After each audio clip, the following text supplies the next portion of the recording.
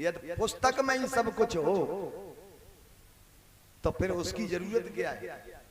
यदि पुस्तक में ही सब कुछ हो तो गुरुओं की जरूरत ही क्या पड़ेगी? विचार कर ले। यदि पुस्तक, पुस्तक का अर्थ, मैं ज्यादा पढ़ा लिखा नहीं हूं, मेरे भाई बहन इंग्लिश में, तो मेरा विचार है कि पुस्तक का अर्थ है धक्का देना। पुष्प इंग्लिश शब्द में है कि धक्का देना, उस दिशा में इशारा करना, धक्का मारना। तो वो पुस्तक धक्का दे सकती है, इशारा कर सकती है, लेकिन पुस्तक उस तक नहीं पहुंचा सकती। उस तक तब वो ही पहुंचा सकता है जो भगवान की कृपा से, अपने गुरु की कृपा से, उसके चरणों में जो पहुंच गया है वो ही उस तक पहुंचा सकता है। पुस्तक उस तक नहीं पहुंचा सकती। महाराज पुस्तक में ही सब कुछ हो तो गुरुओं की जरूरत ही क्या पड़े? क्योंकि हमारे यहाँ 3 सत हैं, हमारे यहाँ 2 सत हैं, एक है शिक्षा और एक है दीक्षा। महाराज कथा मैं अब की आप सुनेंगे तो मेरा विचार है कि कुछ हटके जरा परसा जाएगा। पंगत में मैं हर साल आता हूँ, प्रतिवर्ष आता हूँ, मुझे पता नहीं है कि कितनी बार, ये 4 बार है कि 5वीं बार यहाँ आया हूँ, मुझे याद नहीं रहा। 4थी बार, हाँ, तो मुझे, लेकिन 3 बार में आया। आपके सामने जो रसोई में था मैंने आपको परोसा, लेकिन मेरा विचार है कि अब की बार कुछ अलग से कुछ दिया जाए। तो मेरे भाई बहन गोविंद की कृपा है, गुरु जी की कृपा के माध्यम से, तो हमारे यहाँ 2 सत हैं नेताजी, एक है शिक्षा और एक है दीक्षा।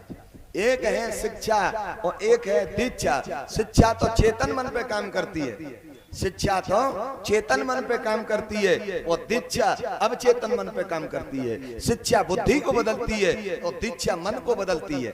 शिक्षा बुद्धि को बदल सकती है। कोई इंजीनियरिंग कोर्स करके हवाई जहाज बना सकते हैं, मिसाइल बना सकते हैं, मोटर गाड़ी बना सकते हैं, लेकिन ये शिक्षा बीटेक आदि करके महाराज पीएचडी करके ये कहें कि वो पीएचडी हमारे मन को बदल दे, वो मन को नहीं बदल सकती। शिक्षा बुद्धि को बदल सकती है लेकिन मन को नहीं बदल सकती। कबीरा है मन मलिन है, कबीरा है मन मलिन है, धोए न छूटे रंग और कै छूटे हर भजन सो कै संतन के संग। हाँ, तो हमारे यहाँ शिक्षा और दीक्षा की आवश्यकता है। पहले लोग पढ़े लिखे नहीं थे लेकिन उनके जीवन में दीक्षा थी, इसलिए वो संस्कारी थे। आज हमारे जीवन में से दीक्षा को हमने अलग कर दिया। हम पढ़े लिखे होकर भी, ग्रेजुएट होकर भी आज हम भगवान से दूर हटते जा रहे हैं, क्योंकि हमारे जीवन में शिक्षा का तो महाराज प्रकाश है लेकिन दीक्षा का अभाव है। तो चलिए, दीक्षा यदि जीवन में होगी तो जो हमें पुस्तक उस तक नहीं पहुंचा सकती, उसके पास पहुंचने के लिए तो एक श्रेष्ठ गुरु की आवश्यकता है। गुरु बिन भवन तरह न कोई, और जो विरंच शंकर सम होई। चलिए अपने मन की डोर कथा से लगा दें तो सत्य भी परमात्मा और चित्त भी परमात्मा और आनंद भी परमात्मा। सच्चिदानंद रूपाय विश्वोत्पत्त्याद हेतवे तापत्रय विनाशाय श्री कृष्ण वयम नमः। आज मेरे भाई बहन ध्यान दें कि हमारा जीवन क्या है। हमारा जीवन है काल व्याल मुख ग्रास। आदमी का जीवन क्या है? काल व्याल मुख ग्रास, त्रास निर्णास है तवे। महाराज एक बहुत बड़ा अजगर सर्प है। अजगर सर्प ने मुंह खोल रखा है और अजगर सर्प के मुंह में कोई आदमी बैठा है। अब वो कहे कि मैं 40 वर्ष यहाँ रहूंगा, गलती कर रहा है। क्यों? महाराज अजगर सर्प के मुंह में बैठा है। जब वो मुंह अपना बंद कर लेगा उसी दिन हमारी गोविंदा नमो नमः हो जाएगी। तो काल व्याल मुख ग्रास, त्रास यानी जो कोरोना रूपी काल है, ऐसे समझ ले। तीसरी लहर की तैयारी चल रही है रोकथाम के लिए। महाराज 2 लहरों में तमाम चले गए। अब हम कहें कि हम रहेंगे 40 वर्ष, पता नहीं है 40 वर्ष रहेंगे। अरे महाराज को अन्य बीमारी पहले हो जाती तो उसमें जी भर के इलाज तो भी करा लेते। और अब तो इलाज भी महाराज एक टैबलेट नसीब नहीं होती है, क्योंकि डॉक्टर लोग दूर से ही देख लें तो देख लें, फेंक के टैबलेट दे दें तो दे दें। नहीं, ये काल रूपी, कोरोना रूपी जो काल है और वो न जाने कब ग्रस ले, और फिर भी हम चिंता बहुत करते हैं, चिंतन नहीं करते हैं। इसलिए कोरोना रूपी काल जो आ रहा है तो उससे बचने के लिए पता नहीं कब अटैक कर दे, तो भगवान का चिंतन करिए, चिंता को छोड़िए। बोली बांके बिहारी लाल की जय हो।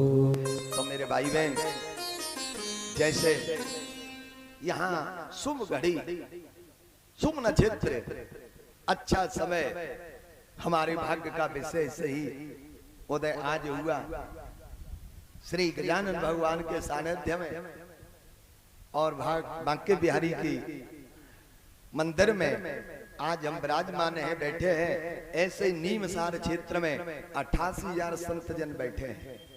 तो नारद जी इधर से सूत जी महाराज पहुंचे, तो सूत जी महाराज से संत भगवान कहते हैं कि हे प्रभु, आप पुराणों के ज्ञाता हो, हम आपसे एक निवेदन करना चाहते हैं। बोले क्या? कि कोई ऐसी कथा श्रवण कराऊं हम लोगों को कि संसार के कष्टों की निवृत्ति हो और अंत में गोविंद की प्राप्ति हो जाए। सूत जी महाराज ने कहा मैं आपको कथा अवश्य श्रवण कराऊंगा। तो ऐसे ही बद्रीनाथ धाम में सनक सनंदन सनातन संत कुमार ब्रह्मा जी के चारों बेटा बैठे, इधर से नारद जी पहुंचे। नारद जी जाते हैं तो नारद जी को देख के सनकादिक ऋषि कहते हैं प्रभु आप दुखी क्यों हैं? नारद जी ने कहा है कि मैंने इस पृथ्वी को सबसे उत्तम लोक समझा। अहेतु पृथ्वी यात्यो ज्ञात्वा सर्वोत्तमामिति पुष्करम च प्रयागम च काशी गोदावरी तथा। मैंने इस पृथ्वी को सबसे उत्तम लोक समझा तो मैं हरि क्षेत्र गया, कुरुक्षेत्र गया, श्वेतवंत गया, रामेश्वरम गया, लेकिन नापस को तत्कर्म मन संतोष कारकम, मेरे मन को कहीं तसल्ली नहीं मिली। क्यों नहीं मिली? कि कलिना धर्म मित्रेयम धरेयम बाधताम दुना। अधर्म का मित्र जो कलयुग है, कलयुग ने लोगों की बुद्धि को बर्बाद कर दिया है। क्योंकि मंदिरों में जाके देखा तो आज ताले लगाए जा रहे हैं, और आप अभी भूले नहीं होंगे शायद, अभी मंदिर का ताला खुलवाया, ये ताला लगाए जा रहे हैं मंदिरों में। ये क्या है महाराज? मंदिरों के ताले लगाए जा रहे हैं और शराब के ठेका कोरोना काल में खोले जा रहे हैं। विचार कर लेना, ये क्या है? ये कलयुग की महिमा है कि जब बांके बिहारी का मंदिर बंद हो सकता है तो फिर महाराज शराब के ठेका क्यों? ये खोले जाएंगे, ये खोले जाएंगे महाराज। आदमी के भोजन पे बैन लगाया जा सकता है, पानी पे बैन लगाया जा सकता है, लेकिन शराब पे कोई बैन नहीं है महाराज। ये खोले जाएंगे। मंदिर में दो लोग पूजा के लिए जाएंगे तो परमिशन लेना पड़ेगा, और शराब के ठेका पे 500 लोग हो जाएंगे। आदमी के कंधा पर आदमी खड़ा होकर के शराब खरीदेगा, उसके लिए कोई महाराज कोई नियम की जरूरत नहीं है। ये क्या है? ये कलयुग है। तो नारद जी कह रहे हैं कि या कलना धर्म मित्रेयम धरेयम बाधताम दुना। अधर्म का मित्र जो कलयुग है, कलयुग ने लोगों की बुद्धि को दूषित कर दिया। कहते हैं कि मैं मंदिरों में गया तो मंदिरों के ताले लगाए जा रहे हैं, संतों के अपमान होने लगे। मैंने ग्रस्तों में देखा तो ग्रस्तों में क्या देखा है कि तरुणी प्रभुता गे है श्याल को बुद्धिदायक। तरुणी घर में नई बहू की मालिक, तरुणी नई अवस्था, प्रभुता चला घर में नई बहू की मालिकी, दादी बाबा की कोई सलाह नहीं लेता है। तरुणी प्रभुता गे है श्याल को बुद्धदायक। घर में कोई बड़ा काम हो रहा है तो फोन कर ससुराल से साले साहब को बुलाते हैं, सलाह लेते हैं। कुटुंब परिवार की सलाह नहीं ली जा रही। नारद जी कहते हैं कि जब मैं वृंदावन गया तो मैंने देखा कि सामने कुछ महिला बैठी हैं तो मुझे महिला दिखाई दी, तो मैं दूर होके निकला तो उनमें से एक देवी जी ने आवाज लगाई, भो भो साधु छड़म तुष्ट।